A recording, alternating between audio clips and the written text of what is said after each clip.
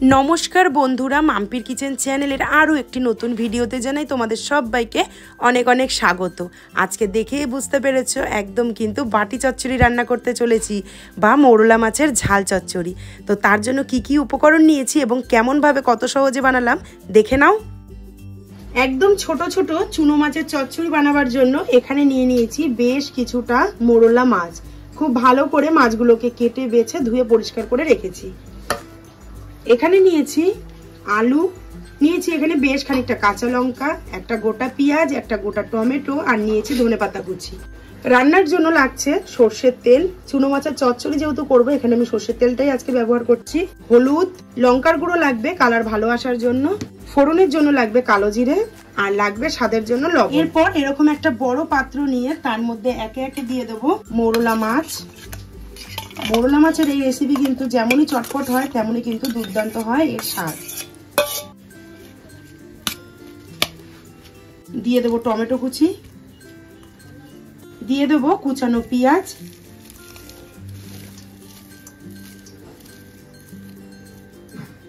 দিয়ে দেবো বেশ খানিকটা চেরা কাঁচা লঙ্কা। কাঁচা এবং পাকা দু রকমের লঙ্কা নিয়েছি, তোমরা যে যেরকম ঝাল পছন্দ করো সেইভাবে কিন্তু লঙ্কা ব্যবহার করবে। দিয়ে দেবো একদম সরু সরু করে কেটে রাখা লম্বা লম্বা করে আলু। এরপর দিয়ে দেবো স্বাদ অনুযায়ী লবণ। এখানে আমি 1 চামচ ব্যবহার করলাম, তোমরা যে যেরকম লবণ পছন্দ করো সেই রকম স্বাদের কিন্তু লবণ ব্যবহার করবে। দিয়ে দিলাম 1 চামচ হলুদ গুঁড়ো, ঝাল এবং কালারের জন্য দিয়ে দিলাম 1 চামচ লঙ্কার গুঁড়ো। এরপর দিয়ে দেবো বেশ খানিকটা সর্ষের তেল। খুব ভালো করে সমস্ত উপকরণ দিয়ে মাছটাকে মাখিয়ে নিতে হবে।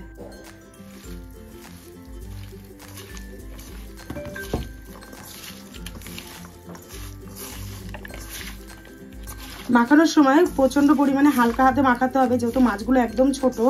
বেশি চটকে মাখলে মাছগুলো কিন্তু একদম গলে যাবে। যত ভালো করে এখানে মাছটাকে ম্যারিনেট করা হবে তত ভালো কিন্তু চচ্চড়ির স্বাদটা আসবে।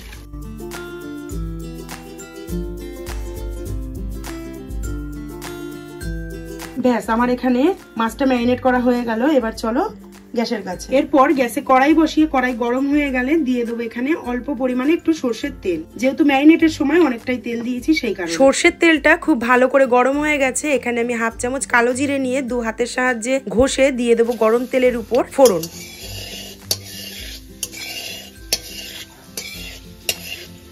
ফোড়নের থেকে সুন্দর একটা ঘ্রাণ বেরিয়ে আসলেই দিয়ে দেবো এবার ম্যারিনেট করে রাখা মাছ এবং আলু। গ্যাসের ফ্লেমটাকে এখানে লো করে নিয়েছি, করে নিয়ে এবার দিয়ে দেবো সমস্ত ম্যারিনেট করে রাখা মাছটা।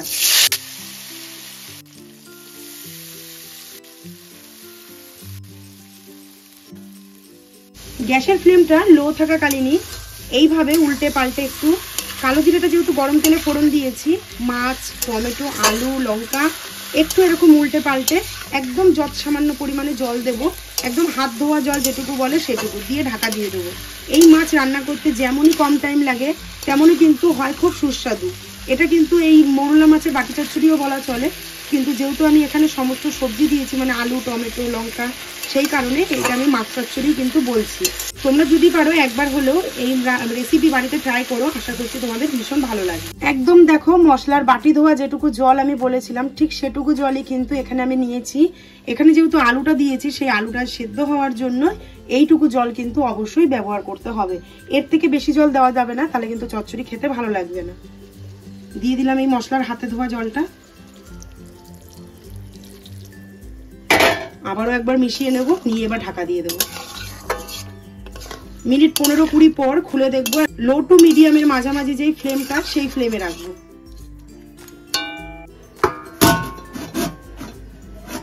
ফিরে আসছি একদম 20 মিনিট। চলে এলাম 20 মিনিট পর। এবার ঢাকাটা তুলে দেখবো কতটা হলো।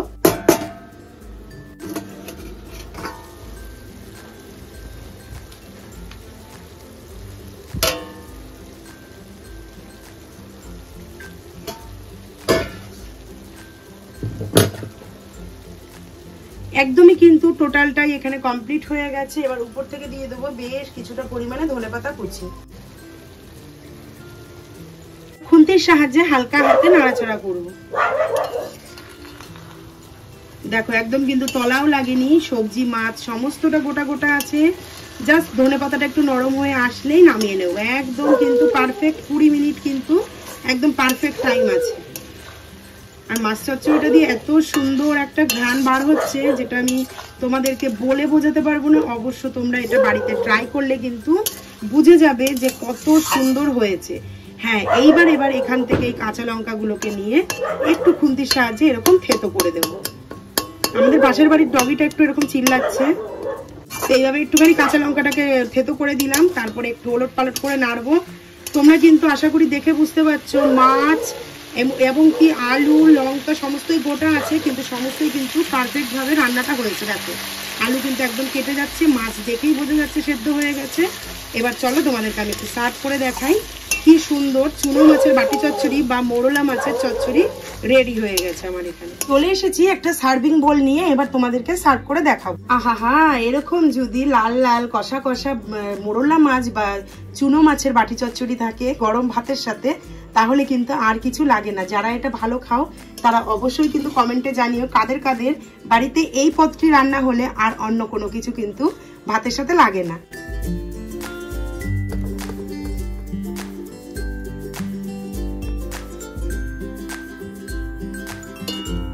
ব্যাস, আমার এখানে সার্ভ করা কমপ্লিট।